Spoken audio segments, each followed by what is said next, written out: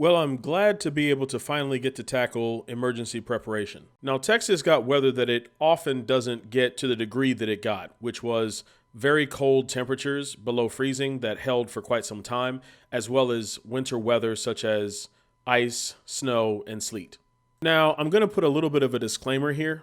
This is not a sponsored video, and it's not meant to be a direct or purposeful advertisement for any of the product brands that you might see here. This is limited to my experience. This is what I chose based upon, reviews and such things like that. And it's what I actually have here and intend to use if I have an emergency, but this is not going to be a recommendation for or against any specific product. The trees, the power lines, and the ground were covered in quite a bit of snow and ice. And what that resulted in was a loss of power and a loss of water in many parts of the state. Now, here's where I get a chance to actually dive into the nitty-gritty of how well or not well my survival kit was in preparation for this emergency or any other emergency that might crop up. Now, I live in an apartment, so my emergency kit might look a bit different than yours, but I would still expect them to be relatively similar depending upon what you're facing. Now, I've already established that I live in an apartment, so that takes care of the shelter portion of this. So I'm going to talk about water because that's going to be, in my opinion, the next thing that you're going to need because you really can only go a few days without it. Now, for my water needs, I had this big container to the left, was used more for things like washing my face or washing my hands with, but it was also, if I needed it to be, I could use it for, drinking water to actually drink as well.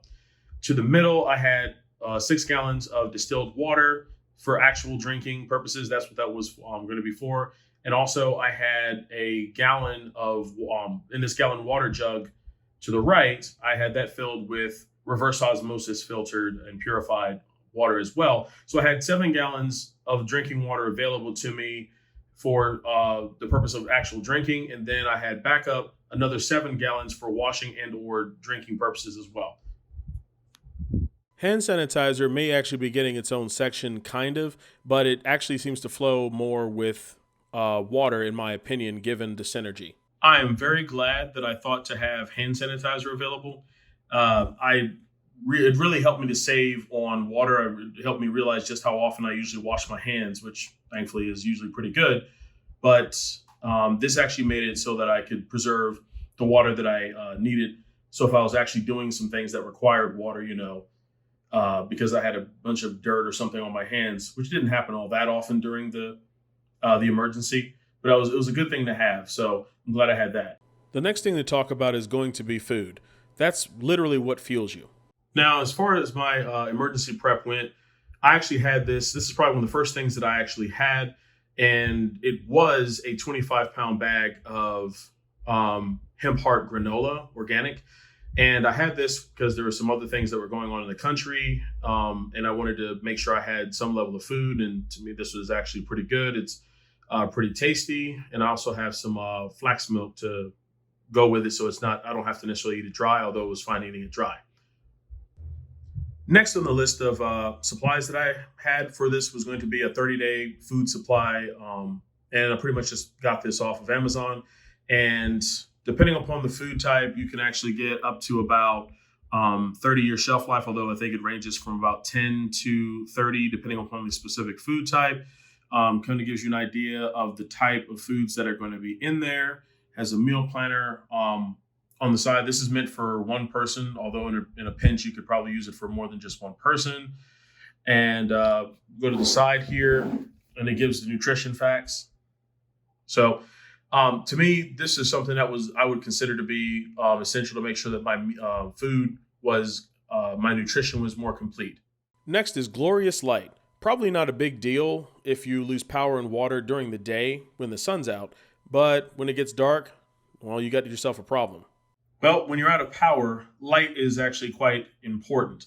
The phone that I'm actually recording this on had nearly a full charge, as well as me having this flashlight right here, which was actually pretty cool, and could just take this and turn this on and see how bright it actually is. So I was glad to have that.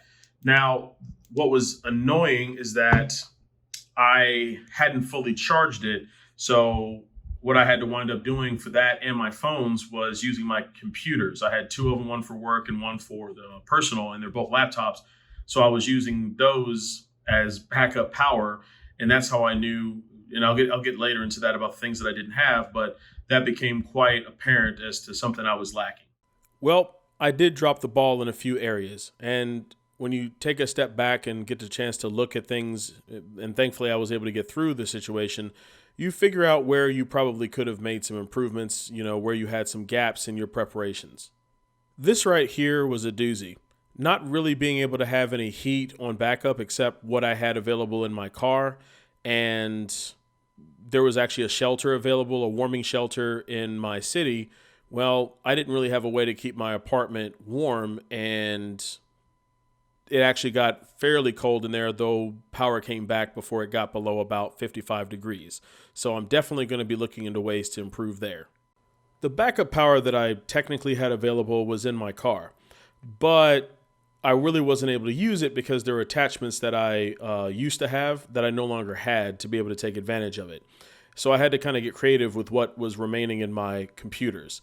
So that's going to be a way that I'm going to be looking at how to improve, whether that's some kind of a power bank, solar operated, maybe even something from a bicycle to be able to generate power. But having some form of backup power I think, is going to be essential, even if it's just for relatively small stuff like your phone, because for many people that serves as, their radio, their news, their source of information. So it's quite important to have at least some level of backup power. More light definitely would have been a good thing to have here. So I'll also be looking into that more closely to make sure that I'm not just reliant upon, my phones or maybe a single tactical flashlight. Where I probably could kick myself the most is not having a solid plan for this. Now, to say that I didn't have a plan at all, or at least the makings of one, is probably incorrect, as I did have items that helped me to prepare for this emergency that I went through.